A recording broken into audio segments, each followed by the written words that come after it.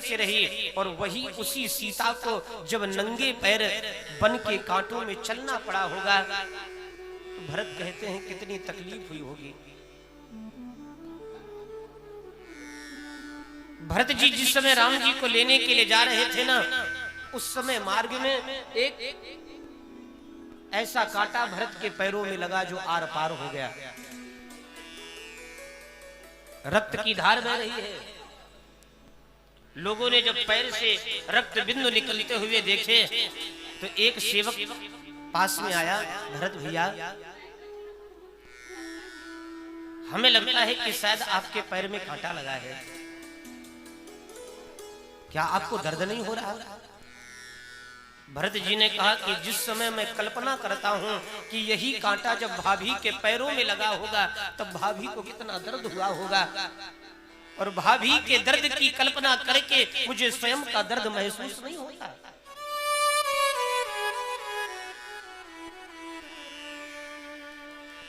भरत जी आज अपने आप को अभागा सा मान रहे हैं। एक एक घड़ी कल्प के समान बीत रही है। एक बात बताइए,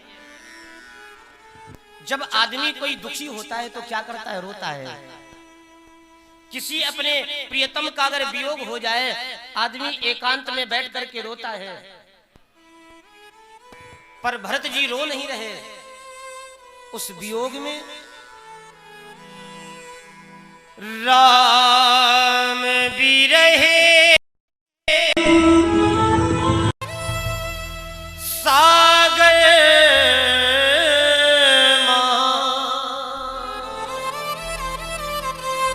भरत मगन मान हो। राम रूपी जो विरह का समुद्र है ना, आज भरत जी मगन है। एक बात देखिए, डूबता हुआ व्यक्ति किसी को बुलाता है बचाओ बचाओ बचाओ।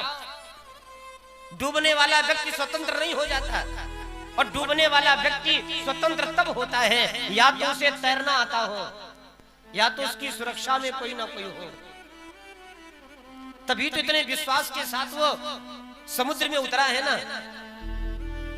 भरत जी कहते हैं कि राम के विरह सागर में मुझे कोई बचाने मत आना, डूबने देना।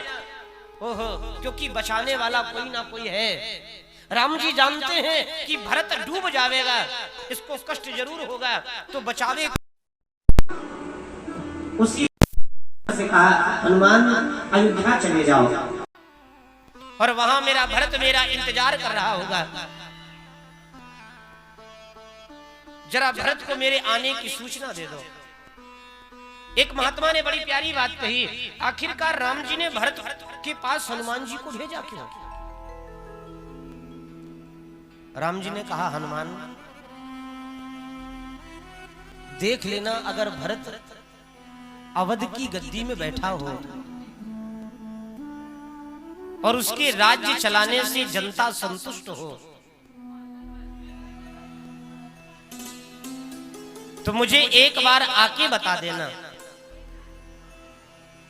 हनुमान तुम्हारी सौगंध खाके कहता हूं, अगर भरत के राज्य चलाने से जनता संतुष्ट है तो भूल के भी मैं दोबारा अयोध्या नहीं जाऊंगा। ये राम राज्याभिषेक है। आज विपक्षी क्या चाहता है? हम तो किसी न किसी प्रकार की कोई ना कोई कमी निकाल के वर्तमान की जो सत्ता है उसको नीचे गिराएं।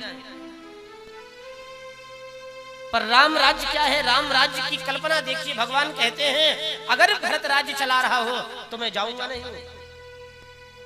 इसलिए हनुमान जी को भेजा।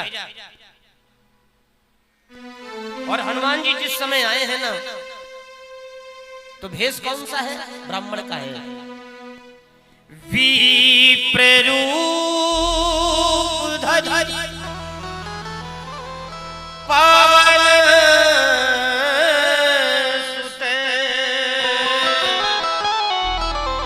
आई गयो जनपोत। ऐसे आगे जैसे मानो किसी डूबते हुए को कोई जहाज बचाने के लिए आ जाता है, ऐसे ही बचाने को आए हैं। राम जी ने कहा था कि भरत तो सिंहासन पर बैठा होगा, पर भरत भैया सिंहासन पे नहीं है किस पे? कुशासन पे। राम जी ने कहा कि अयोध्या का राज मुकुट लगाए होगा, पर अयोध्या का राज मुकुट नहीं, जटाओं का मुकुट लगाए हैं। आप विचार करिए, राम को तो 14 वर्ष के लिए वनवास मांगा गया था, तब भगवान गए, पर भरत ने जानबूझ करके स्वीकार किया। एक बात बताओ, किसी आदमी को बीमारी लग जाए और वो व्यक्ति ना खाए, समझ में आता है भाई डॉक्टर ने मना किया है, पर किसी व्यक्ति ने त्याग तो तब माना जाए ना जब भगवान का भजन करते करते उस आदमी को खाने की सुध ना रहे, तो वो भजन है। और डॉक्टर ने मना कर रखा है, तब तुम नहीं खा रहे हो तो वो तो मजबूरी है। पर भगवान का भजन करते करते अगर तुम्हें भूख नहीं लगती तो ये व्रत है। और व्रत में भी तुम्हारे 2 दर्जन केला चले, कहीं सिंघाड़े का आटा चले, कहीं मिठाई चले, सब व्रत की वस्तुएं।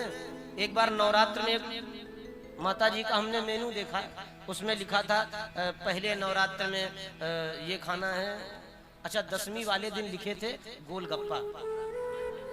हमने कहा ये क्यों? बोले पारायण करना है ना। तुमने कहा बहुत बढ़िया। तो व्रत का मतलब ये नहीं कि आप जानबूझ के भूखे रहें। व्रत का मतलब ये है कि भगवान का भजन करते करते आपका भोजन छूट जाए। भरत जी बस एक ही काम कर रहे हैं,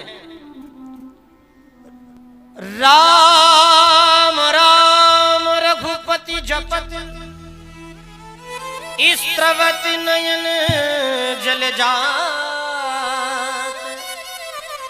वाणी से राम राम राम राम निकल रहा है और आंखों से अश्रुधारा बह रही है।